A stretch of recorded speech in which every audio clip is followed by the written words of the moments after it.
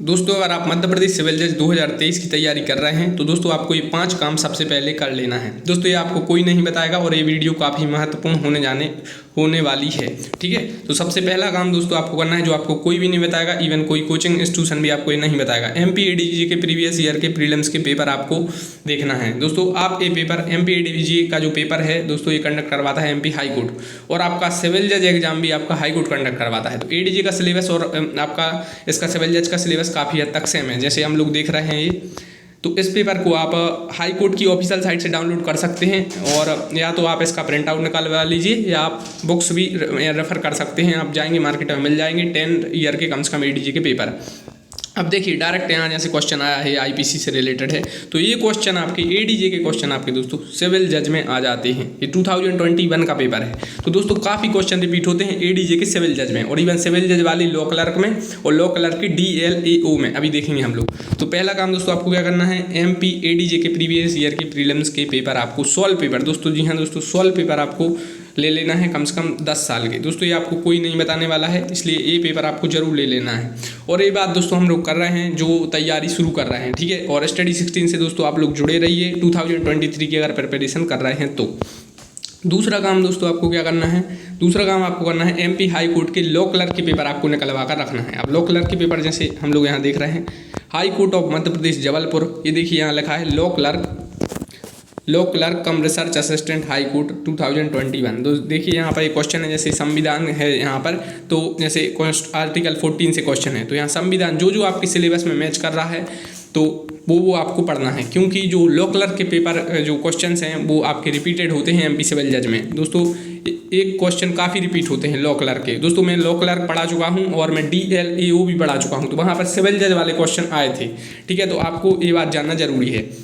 तो पहले नंबर क्या करना है दोस्तों, आपको एडीजे के प्रीवियस ईयर के पेपर निकालवा कर रखना है। दूसरे नंबर हाई कोर्ट के लॉ क्लर्क के पेपर, और दोस्तों इसमें हम लोग सिलेबस शामिल नहीं कर रहे हैं, क्योंकि सिलेबस तो दोस्तों आपने मतलब पहले ही निकलवा लिया होगा हार्ड कॉपी में, ठीक है। तो सिलेबस को शामिल नहीं कर रहे हैं। तीसरी बात आपको अभी पहले तो आप लोग चैनल को सब्सक्राइब कर लीजिए, वीडियो को लाइक कर लीजिए और बेल आइकन को प्रेस कर लीजिए, क्योंकि स्टडी 16 पर हम लोग जुडिशियल सर्विस एग्जाम की प्रिपरेशन करते हैं, और इसमें आप जो 2023 का एग्जाम हो रहा है इसकी डिटेल्ड प्रिपरेशन हम लोग देखेंगे। तो आप लोग स्टडी 16 से जुड़े रहिए, इसलिए अब इस पर अब लगातार वीडियो आती नहीं, ठीक है। इसलिए हम लोग कोशिश कर रहे हैं कि अब हर दिन एक वीडियो इसमें बनाई जाए, ठीक है।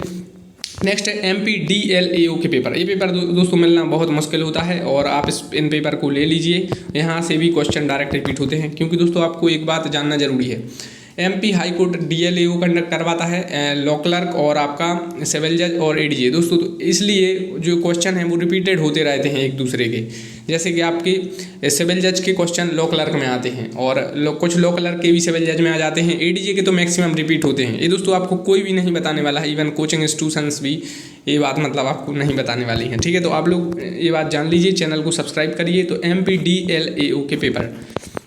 नेक्स्ट है दोस्तों चौथे नंबर पर आपको ये काम जरूर करना है, और एमपी सिविल जज सॉल्व्ड मेंस पेपर। जी हाँ दोस्तों, आप लोग सोच रहे हैं प्री मेंस पेपर की क्या ज़रूरत है, तो दोस्तों सबसे ज़्यादा ज़रूरत है, मैं पर्टिकुलर प्रैक्टिकल कर चुका हूँ। ये दोस्तों मेरा खुद का प्रैक्टिकल है कि एमपी सिविल जज के सॉल्व मेंस पेपर आपको जरूरी हैं। कई स्टूडेंट दोस्तों मैं आपको पर्सनली बता रहा हूँ कि वो क्या करते हैं, एमपी सिविल जज प्रीलिम्स क्वालिफाई हो जाते हैं, उसके बाद वो ये पेपर लेते हैं। दोस्तों आपको पहले से ही सॉल्व मेंस पेपर लेना है। इवन आपका अगर अभी क्वालिफाई नहीं हुआ है प्रीलिम्स पिछली बार, तो आप ये सॉल्व मेंस पेपर लेकर देखिए और पढ़िए, और फिर देखिए आप अगला प्रीलिम्स देगा तो आपको खुद डिफरेंस समझ में आ जाएगा।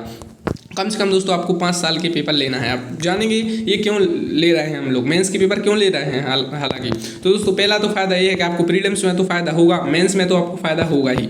अब जान लेते हैं क्यों। देखिए जैसे राजस्व मंडल के गठन तथा क्षेत्राधिकार का वर्णन कीजिए, अभी मेंस में आया था, तो दोस्तों अब डिटेल्ड क्वेश्चन प्रीलिम्स में आने लगे हैं। 2021 का प्रीलिम्स दिया है या पेपर देखा है, तो वहाँ डिटेल्ड क्वेश्चन थे, वहाँ जो क्वेश्चन थे वो डिटेल थे, जैसे लग रहा था कि मेंस से उठाए गए हैं। तो जो मेंस के जो स्टूडेंट्स जो मेंस का क्वेश्चन पेपर देखे हुए थे, मेंस के सॉल्व क्वेश्चन देखे हुए थे, उनको प्रॉब्लम नहीं हुई, क्योंकि जैसे राजस्व मंडल के गठन तथा क्षेत्राधिकार का वर्णन कीजिए, तो आप जब मेंस के सॉल्व पेपर को देख लेंगे तो आपको थोड़ा आइडिया लग जाएगा कि राजस्व मंडल का हेडक्वार्टर कहाँ पे है, इसमें सदस्य कितने हैं। तो ये क्वेश्चन डायरेक्ट अब प्री में आ जाते हैं। मेंस के क्वेश्चन दोस्तों डायरेक्ट प्री में उठा दिए जाते हैं अब डिटेल वाले। कि जो राजस्व मंडल है इसमें कितने सदस्य होते हैं, या क्या कलेक्टर अगर 5 साल तक कार्य कर चुके हैं तो क्या उन्हें राजस्व मंडल का सदस्य बनाया जा सकता है, या क्या हाई कोर्ट के जज के लिए जो अर्हता रखता है उसको जो राजस्व मंडल का सदस्य बनाया जा सकता है। तो ठीक है, आपको एक बात समझना जरूरी है, जैसे कि लूट और डकैती में डिफरेंस है। तो ये प्रीलिम्स में क्वेश्चन अब बनने लगा है कि हर प्रकार की लूट में या तो चोरी या उद्यापन शामिल होगा। तो इसलिए अगर आप जो मेंस के पेपर देखेंगे और उसमें सॉल्व पेपर देखेंगे तो आपको प्रीलिम्स में कुछ काफ़ी क्वेश्चन मिलेंगे, क्योंकि दोस्तों जो मेंस में जो क्वेश्चन आए हैं उन्हीं टॉपिक से क्वेश्चन आते हैं ज़्यादातर प्रीलिम्स में। जैसे इस बार जो मेंस हुआ है अभी 27-28 अगस्त को, तो उससे रिलेटेड क्वेश्चन आपके दोस्तों इस बार के प्रीलिम्स में आने की संभावना है, जो 2023 में हो सकता है। ठीक है, तो नेक्स्ट और दोस्तों आपको क्या करना है, solve multiple choice question for judicial service examination. दोस्तों एक बात आपको बहुत कम जगह बताई जाती है, कुछ लोग कहते हैं कि आप जब फुल प्रिपरेशन कर लें, जब आपके ओनली 10 डेज बचे मतलब एग्जाम के, तब आपको ऑब्जेक्टिव क्वेश्चन सॉल्व करना है। लेकिन ऐसा नहीं है दोस्तों, आप लोग पहले भी ऑब्जेक्टिव क्वेश्चन सॉल्व कर सकते हैं। जैसे आपके कितने 12 सब्जेक्ट हैं लॉ के, और उसमें 3 है जैसे GK, English and computer. So GK, English, computer तो हाँ समझ रहे हैं कि हम लोग पेपर के समय पर कर सकते हैं, लेकिन दोस्तों आपको जैसे IPC है, CRPC है, तो इनके दोस्तों आपको ऑब्जेक्टिव क्वेश्चन यानी आपको सॉल्व ऑब्जेक्टिव क्वेश्चन वाली आपको कोई भी बुक रेफर करना है, ये काफ़ी ज़रूरी है दोस्तों। तो अगर आप न्यू स्टूडेंट्स हैं, बिगिनर्स हैं, तो ये वीडियो दोस्तों आपके लिए काफ़ी हेल्पफुल है, क्योंकि आपको ये काम करने हैं। आप कोई भी इंस्टीट्यूशन में जाइए, आप कोचिंग इंस्टीट्यूशन रेफर कर सकते हैं या कहीं से भी आप सेल्फ स्टडी से पढ़ सकते हैं, लेकिन दोस्तों ये बात आपको जानना बहुत ज़रूरी है। और नेक्स्ट है आपको स्टडी 16 से जुड़ना है, और स्टडी 16 आप लोग लाइक करिए, सब्सक्राइब करिए। इससे दोस्तों आपका ये होगा कि आप रेगुलर कंटिन्यूटी आपकी प्रिपरेशन बनी रहेगी। और दोस्तों आप स्टडी 16 से जुड़ेंगे तो इसमें सबका साथ सबका फायदा है। जैसे कि आप इसमें जुड़े रहेंगे, वीडियो लाइक करेंगे तो ज़्यादा से ज़्यादा वीडियो इसमें आएंगी। तो और आप अगर आप MP सिविल जज से वीडियो देखेंगे तो फिर उससे रिलेटेड वीडियो ज़्यादा बनेगी, क्योंकि जैसे अभी रजिस्ट्रार, असिस्टेंट रजिस्ट्रार की वीडियो चल रही हैं और ADPO चल रही हैं, तो उनकी स्टूडेंट्स ज़्यादा हैं। तो आप लोग ज़्यादा से ज़्यादा जुड़े रहिए, क्योंकि एग्जाम तो हमारा 2023 में है, लेकिन हम लोग अभी से इससे रिलेटेड वीडियो देखेंगे।